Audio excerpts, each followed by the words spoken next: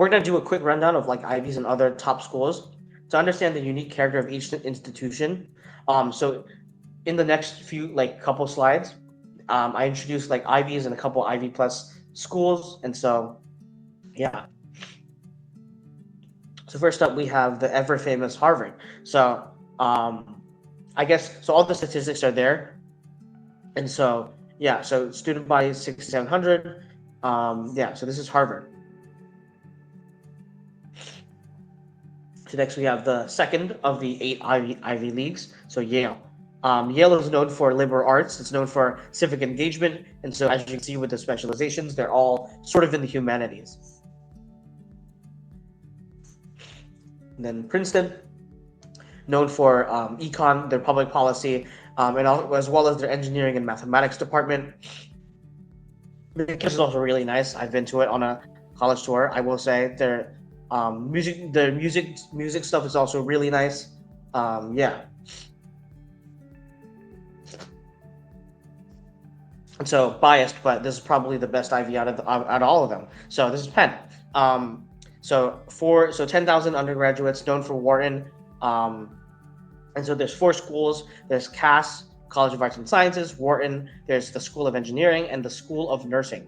What makes Penn special, which isn't mentioned on the slide actually, is that there are a couple of dual degree programs that allow a student to explore 2 different interests and blend them together. So big example would be my own program, which is Huntsman. So Huntsman takes international relations and blends it with business. And so you get a degree from the College of Arts and Sciences in international relations, which is actually a major that only Huntsman students have. And you also have the normal curriculum in Wharton. So you end up with 2 different degrees, and then you have perks that are only for that specific dual degree. So for example, I'm in the Huntsman program, and we have our own special lounge that only we have access to. We get grants for study abroad because Huntsman focuses on language a lot. We have a target language, and in our junior year, we're basically required to go on a study abroad for 1 semester in an area where our target language is spoken, and Huntsman funds that because it's a specialized dual degree program. There's alumni all over the world. Just a quick rundown of the other dual degrees. There's the Jerome Fisher Management and Technology Program, M&T, which is a combination between engineering and Wharton. There's the Vagelos Life Sciences and Management Program, which is also between Cass and Wharton, but it's more of a like biomedical and business focus. And then you also have Nursing Healthcare Management, which is a blend between the School of Nursing and Wharton. And so then you have Cornell. What's not mentioned here is that they also have Dyson, which is their own business school, which is also really, really good. They also have the hotel hospitality school, which is also really well known. So now we have Brown. So they are known for their open curriculum. Their open curriculum is pretty well known.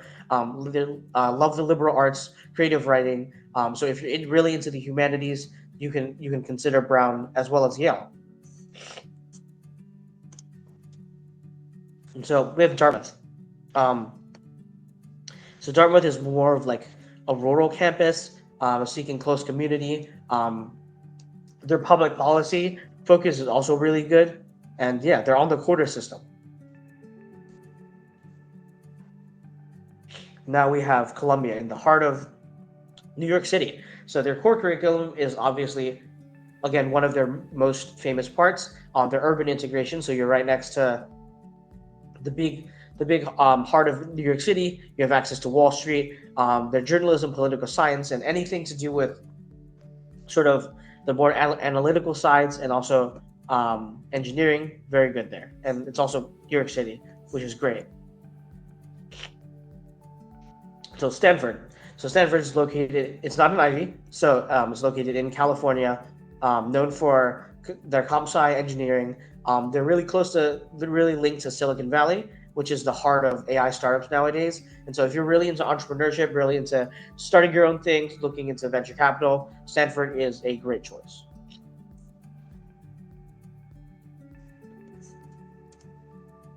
And And then we have MIT, which is obviously in Massachusetts. So yeah, this is probably the most famous tech school in the world, I would say. Cutting edge research, hacker culture, collaborative problem solving. Yeah, this is for all the tech students out there, the tech forward students out there. And we have Duke, which I would also consider Ivy plus. Um, it's more of a suburban campus in North Carolina, focuses on public policy and business, as well as their biomedical engineering. And also, there's a really famous entrepreneurship professor named Aaron Dinnan that you can follow on Instagram. Really, really funny guy, really influential guy. And so I would say he's famous at Duke and elsewhere as well. And finally, you have U Chicago, and so they're known for their life of the mind philosophy. Lots of famous alumni. Urban campus in Chicago. They specialize in their econ department, humanities department, and poli sci.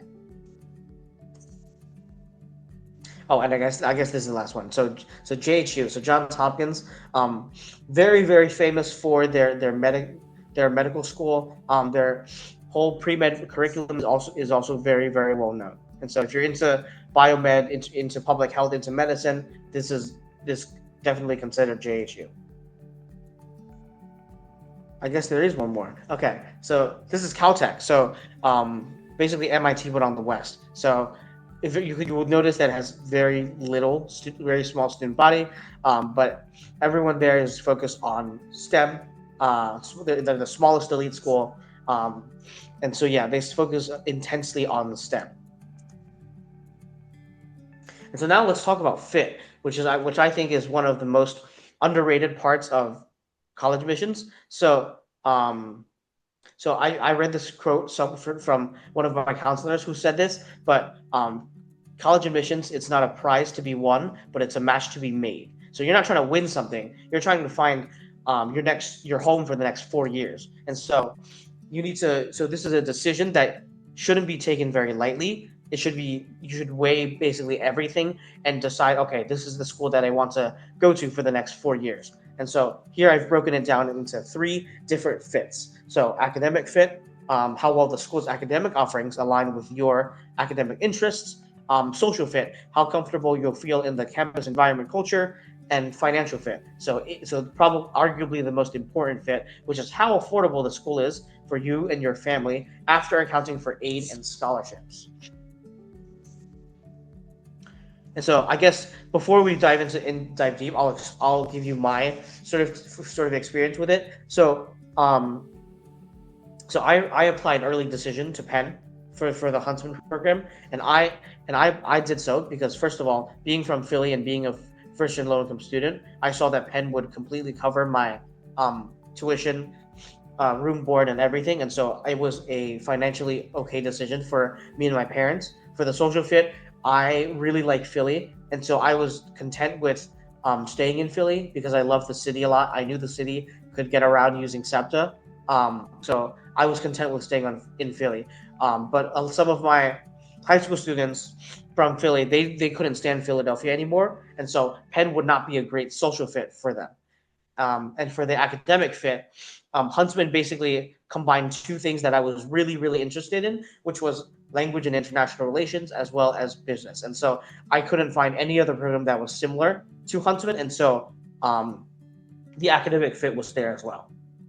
And so academic fit, so beyond the rankings, it's alignment between your academic interests and the school's strengths. And so basically research, like how do professors teach, what are classes usually like, and so you can see the different tips to determine academic fit. And then social fit, so campus culture, where it's located, how diverse and how big is the student body, the housing options, and the extracurricular options. This is actually very important because, again, you want to maintain a balance when you're in college of academics and having a social life. And so determining social fit, you must interact with the school either virtually and in person to just get to learn more about what the school stands for, what the students are like, and the overall culture that is there.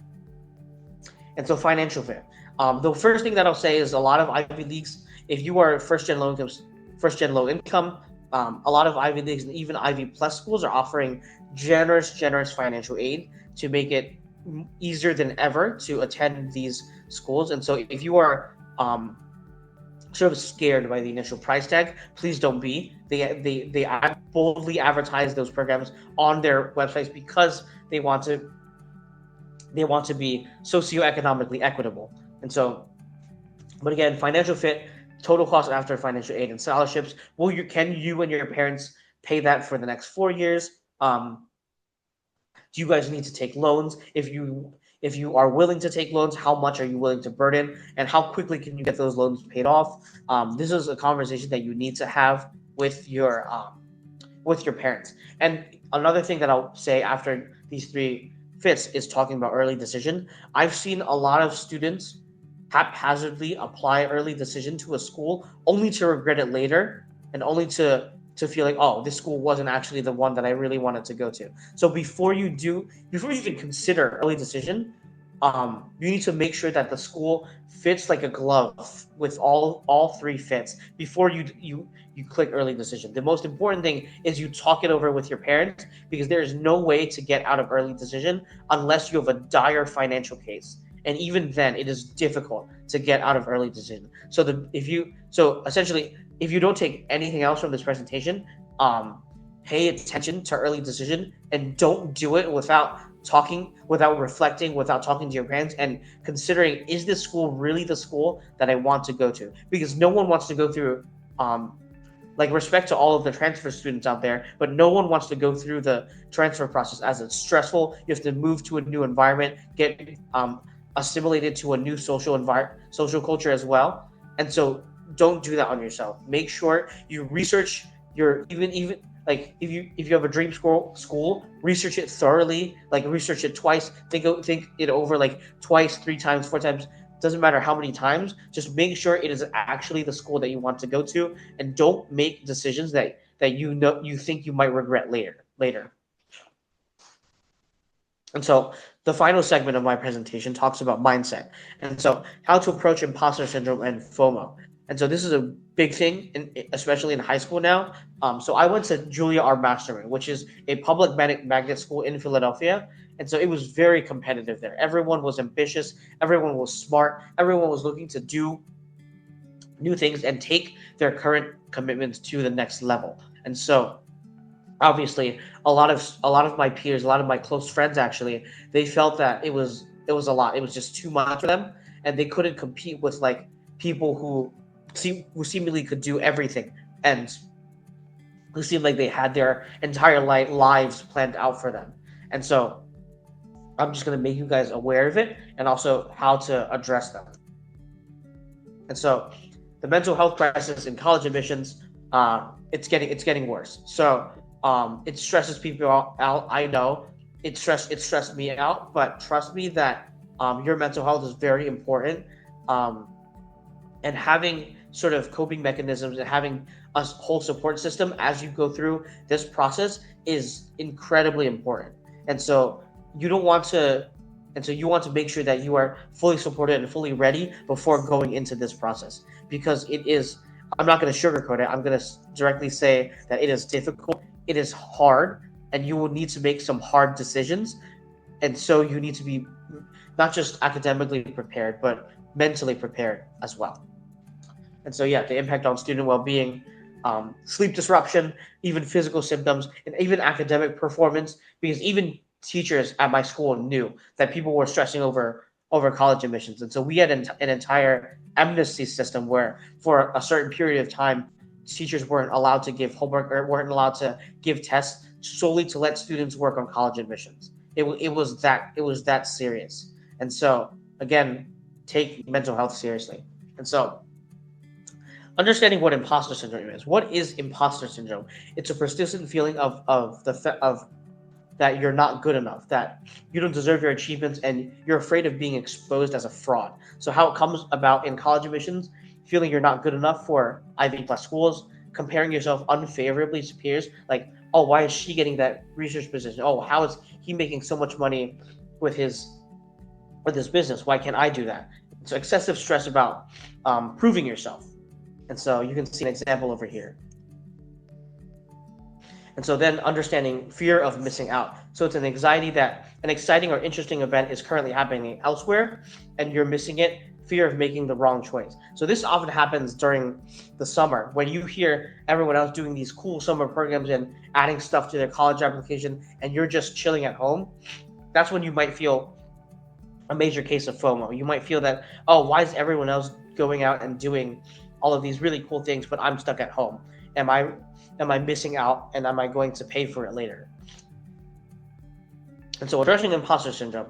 And so the biggest point I want to drive home here is this. There's reframe perfect applications. So no applicant is perfect. Admissions officers, there's a reason holistic admissions exist nowadays, because admissions officers will look for authentic people who will contribute to their campus as a whole. And so not just flawless superhumans. If perfect people really existed, then college wouldn't even be necessary. We would all be perfect and we would all not need to improve ourselves. But no one is perfect. So take a minute and recognize your achievements, talk about your feelings, and focus on growing and not comparing. And so addressing FOMO. So defining your own success, practicing mindfulness, remembering multiple paths exist, and limiting your social media exposure are great ways to address fear of missing out. And so the bigger picture is that research consistently shows that long-term success and happiness depend far more on how you use your college experience and not where you attend. Developing meaningful relationships and networks, building practical skills and experiences, and many of the most successful and fulfilled people did not attend elite institution. So what matters is making the most of whatever opportunities that you have.